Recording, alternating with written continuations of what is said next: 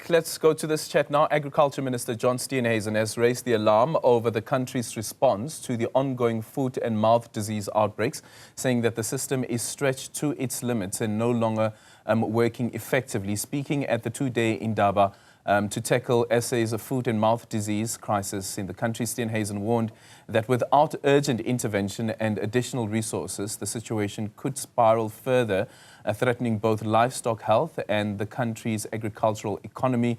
And he now joins us to have that conversation. Minister, very good morning to you. Thank you so much for making time for us this morning. So have you been able to identify where the hurdles are that are preventing you from getting those results that you intended when you made the announcement about this intervention?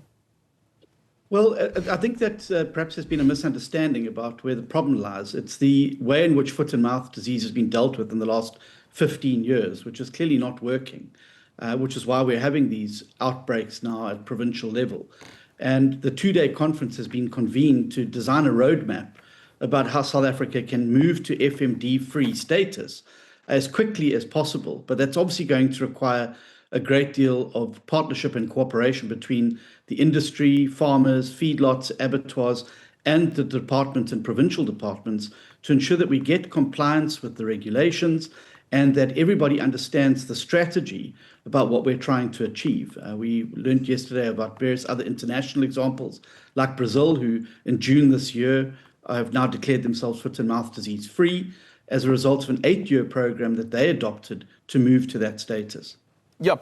Is it a case of looking at the institutions that we expect to be able to respond once there is an outbreak? Is that where the problem is, or is it mainly based on the resources, the money that is available? There's a number of problems, Eldrin. Obviously, the first one is compliance, people who move animals around the country without following the regulations, and that obviously causes these outbreaks from time to time.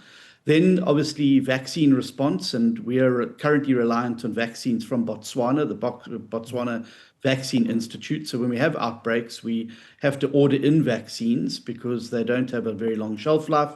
And they obviously also then are supplying other countries. And so we don't always get the quantities that we need or want. And then thirdly, we have a shortage of veterinarians in the country, which is why private-public partnerships are going to be fundamentally important. And then a change in the attitude of the entire country around biosecurity and its importance. Our department, one of our key 7 pillars is biosecurity is everybody's responsibility. It's not just farmers, it's not just feedlotters, it's everybody. You should be aware around why biosecurity is so important and the impact that poor biosecurity has on our agricultural economy. Minister, yesterday you also spoke about the co-financing of a vaccine procurement. How would something like that work? Well, it would work like any other public-private partnership that we've seen, where the private sector, particularly if the country now, and that's what the two-day Indaba will finally determine, whether we're going to begin a mass vaccination program like Brazil did to get to their status. So they moved to foot and mouth free with vaccination. And then obviously once the vaccination was able to get them under control, they were able then to cease vaccination and start moving towards foot and mouth disease free without vaccination. But that's going to require a great deal of resources if we're going to be doing the mass vaccination program like other countries have done. Government doesn't have the resources alone. And so public-private partnerships, I think, are the way to go forward in this particular instance. Yeah. In your statement, the one from the 30th of June, 2025, I just quickly want to read this. So owing to the biological nature of the vaccine, it was escorted by the police to the Onderstepoort Biological Products headquarters for distribution. The entity of the Department of Agriculture will oversee the distribution of those vaccines. But I remember a couple of years ago, there was also an issue that was raised with the Onderstepoort Biological Products headquarters, that it is too failing in its mandate. Could that be one of the possibilities now that we're dealing with? Well, of course. I mean, we should be manufacturing our own vaccine, and thankfully we used to always manufacture our own vaccine, but I think the sorry tale of Onderstepoort has been played out over the last few years. We're busy turning that around. We've got new equipment in now at Onderstepoort, which is going to allow us to produce vaccines for a variety of animal diseases. Those are coming online in the next month or two. And we are working very hard to get OBP back up and running. However, OBP are still able to store vaccines and will oversee the distribution of those vaccines, bearing in mind that these are biological products, they are restricted, and it's not something that everybody should just have access to. So even in a public-private partnership model, the department will retain authority over those vaccines, and obviously they'll be distributed to feedlots and to those who require them, obviously in a very controlled manner to ensure that those vaccines do not fall into the wrong hands. Is it fair then to say, Minister, that we won't be able to declare the country foot and mouth disease free for the next couple of weeks? Is it months? Do you have an estimate? Well, what we've also spoken about is regionalisation and compartmentalisation. So we've currently got the country broken up into provincial regions. We're foot and mouth free in the Western Cape and the Northern Cape, and I've recently lifted the FMD status in the Eastern Cape and Limpopo. So the problem areas currently are Gauteng and KwaZulu-Natal.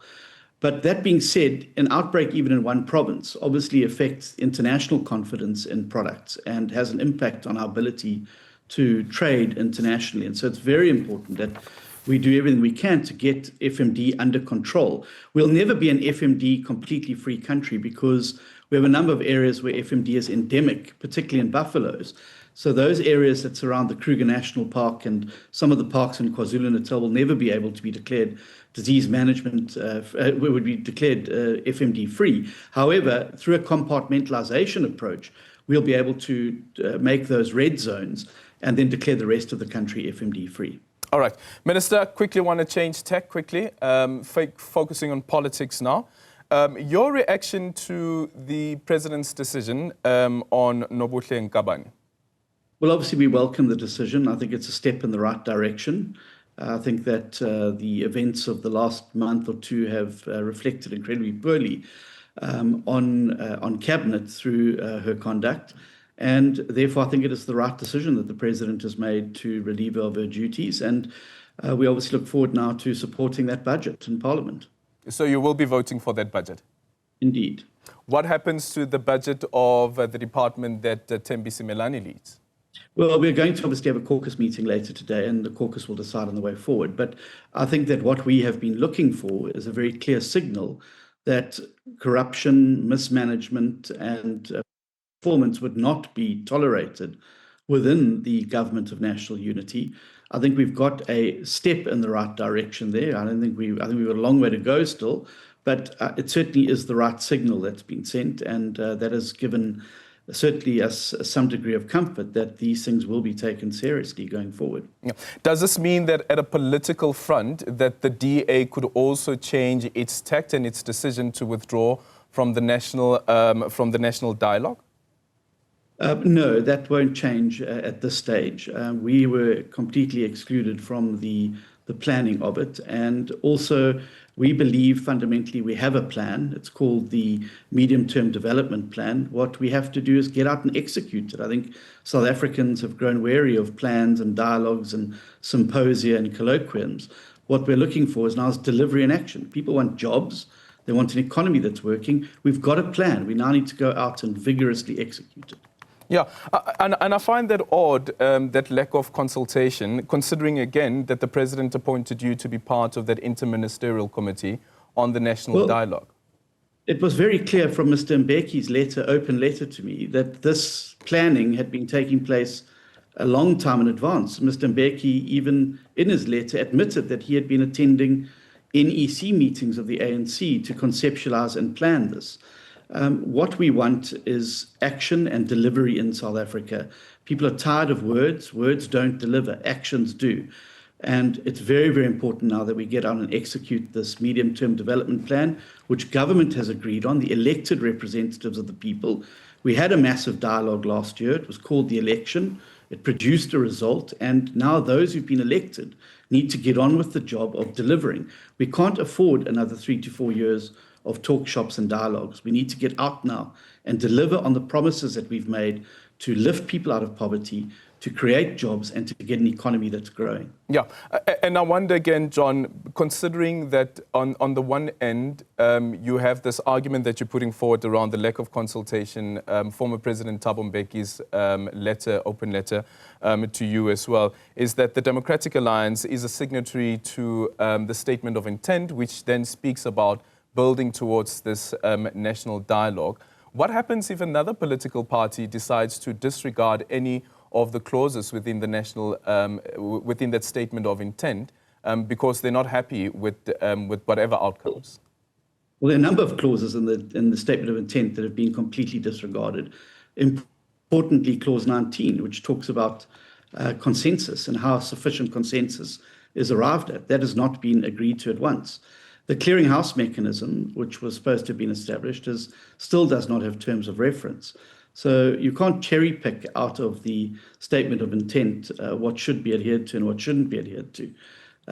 What we spoke about in the statement of intent was an all-inclusive national dialogue. Now, it's very clear to me that the behind-the-scenes machinations that have led to this particular process are clearly designed to serve a party political interest rather than a genuine all-inclusive dialogue. I mean, how does Mr. Mbeki now, after vigorously attacking myself and my party in public, convene a national dialogue in which we are to be given a fair hearing?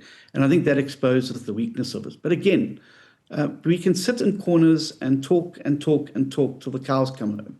The reality is now that what we need is action and delivery. And that is what South Africans are looking to us for. We've got 4 years left of government. If after those 4 years we haven't been able to grow the economy, create jobs, and put in place a national government that delivers to the people, we're going to find ourselves in electoral problems. And that is why we don't have a moment to lose in terms of more introspection. We know what the problems are. We've got a poverty problem. We've got a crime problem. We've got an unemployment problem. We know what needs to be done to fix them. The reforms are all set out very clearly in the medium-term development plan. What is missing, like the NDP, like in so many of the other plans, is actually getting on now and cracking on with the delivery of them. And that's what I believe the focus of our government should be over the next 4 years, is actively delivering on those things we've set out as the way forward. Yeah. Does this mean that we should never expect the Agriculture Minister, at least, to be part of that interministerial committee's meetings leading to this national dialogue? I've been invited to the meetings. I've been able to attend the last 2, but obviously I have responsibilities to attend. And if I do attend those meetings, I'll obviously use it as a platform to get to the bottom of why we're talking about 700 million rand when when we're told during budget period there's no money for basic services and we're having to cut in departments, but we can find 700 million rand at the drop of a hat for a national dialogue. Why, in fact, there are organizations in the country who are not invited, who have been excluded. Why there's been a political bent to this entire thing rather than a genuine grassroots led process. And I will use that platform to get to the bottom of these and obviously then make sure that those elements or questions are answered in the public arena. Yeah, to what extent or to what intention? What is the end goal of that? If the Democratic Alliance is saying that it doesn't want to participate, or are you saying that if some of those issues are being dealt with, then you will participate in the national dialogue? But we can't take away as well that it was indeed the former President Thabo Mbeki who suggested that there be a national dialogue. So that can't change. Well, I'm afraid that the father of the national dialogue has been claimed by many, not just Mr. Mbeki. It seems that a number of people in the country feel it was their idea first.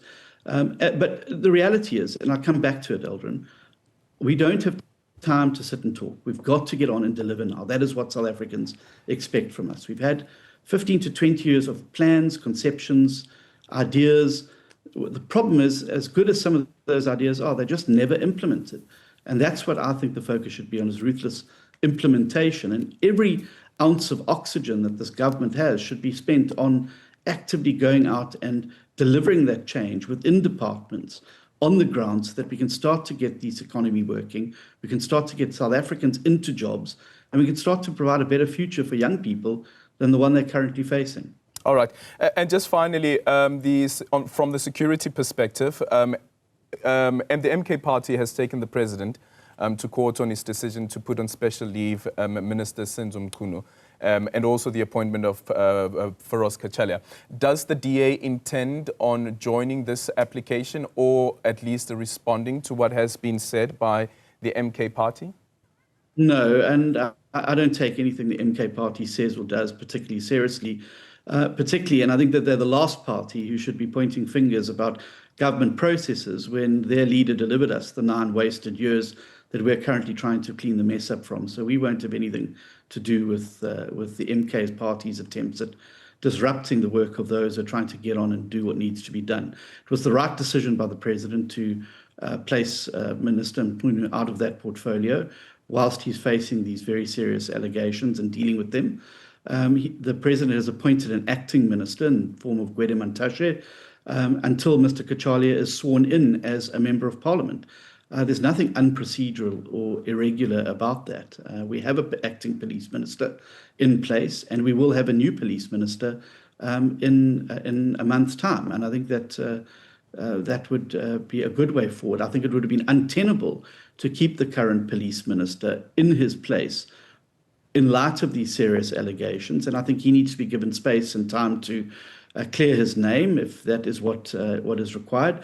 And Lieutenant General Mkhwanazi has to use this space now to make sure that he can back up the allegations that he has placed on the table. And I think that whilst that is happening, it is better that the police minister is not in that particular position. Yeah, so the MK party shouldn't be depending on a Democratic Alliance support for a motion of no confidence in the president. You still have confidence in the president?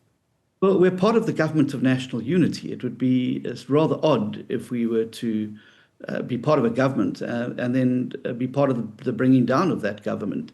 I think the MK party are being opportunistic in this particular instance, and we will not be making common cause with them. We joined the government of national unity to be part of the group of people who want to build South Africa. When I look at that party, their postures in parliament, their positions like abolishing the judiciary, returning parliamentary sovereignty, it should frankly terrify any freedom-loving Democrat in the world if their policies and principles came to pass, and therefore we will make no common cause with them. All right, thank you so much. John Steenhuisen is the Minister of Agriculture.